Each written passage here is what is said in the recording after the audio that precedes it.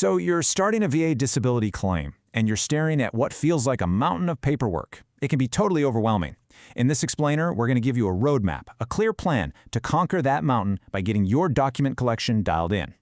I mean, listen to this quote from a fellow veteran. I bet this hits home for a lot of you. It's that feeling of being completely overwhelmed, adrift in a sea of forms and files with no one to guide you.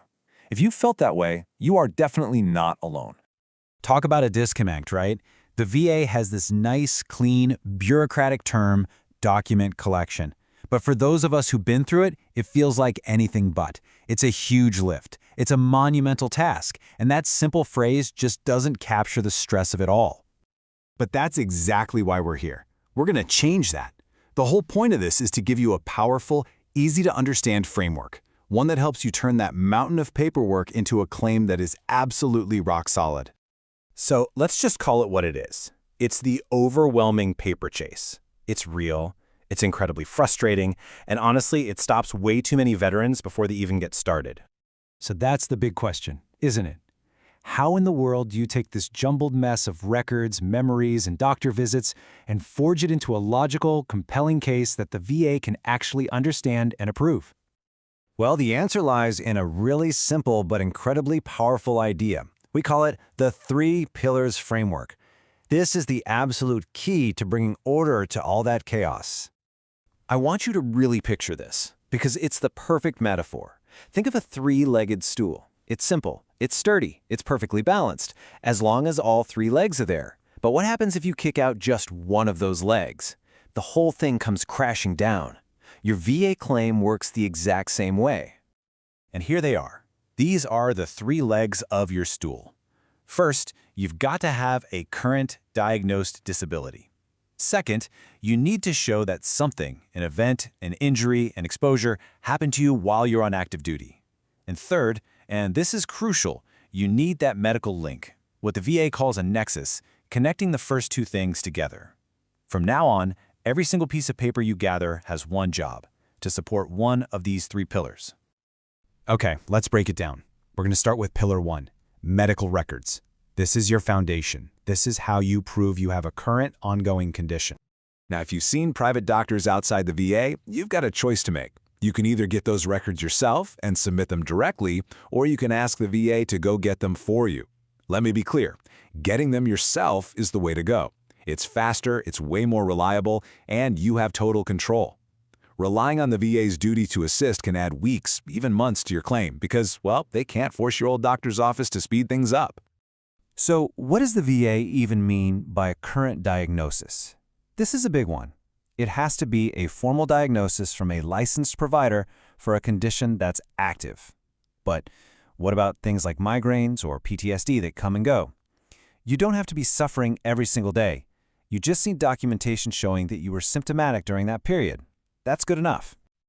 All right, Pillar 1 is down. Let's move on to the second leg of our stool, Pillar 2, service records. This is all about proving something happened during your time in uniform. Let's talk about your DD-214. This document is the absolute bedrock of your claim.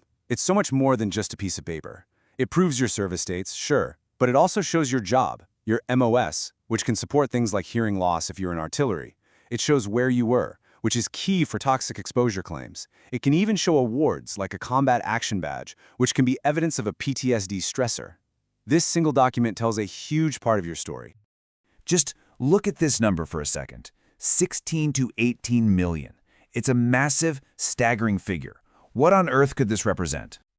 That's the estimated number of military files that were destroyed in a catastrophic fire back in 1973.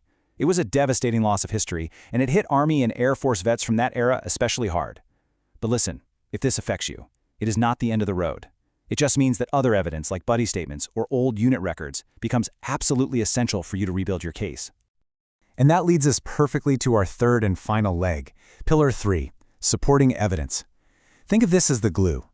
This is what connects your current diagnosis all the way back to your time in service. Buddy statements can be a game changer, but only if they're done right. Look at this comparison. A weak statement is vague, it's just an opinion. SGT Smith had a bad leg. Okay, so what? But a strong statement, it's factual, it's specific. I observed SGT Smith limping every morning at PT formation at FOB Lightning in July 2019. See the difference? It paints a picture. It provides facts, not feelings. That's what has real power. Let's talk about the legal standard for that connection, the nexus. This trips up so many people. It is not beyond a reasonable doubt, like you see in a courtroom drama. The standard is at least as likely as not. All that means is there's a 50-50 chance or better that your disability is connected to your service. It's basically a coin flip. If the evidence is tied, the benefit of the doubt is supposed to go to you, the veteran. A nexus letter from a doctor can be your most powerful weapon here, and a strong one has a simple recipe.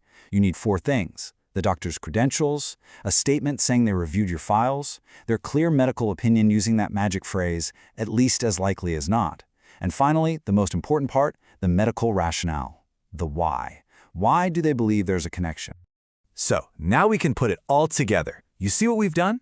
By focusing all your energy on these 3 pillars, you're not just chasing random pieces of paper anymore. You are strategically, methodically, building the strongest possible case you can. What felt like a giant, chaotic mountain of paperwork is now just a simple checklist. For every single condition you're claiming, you now have a plan of attack. You get your medical records for Pillar 1, you get your service records for Pillar 2, and you gather your supporting evidence for Pillar 3. This is how you transform the entire process from something overwhelming into something you can actually manage. As we wrap this up, I want to leave you with this. Your claim file isn't just a stack of documents. It's the story of your service. It's the story of your sacrifice and the impact it's had on your life. So the real question you need to ask yourself is, what documents will you find to make sure your story gets told and told completely?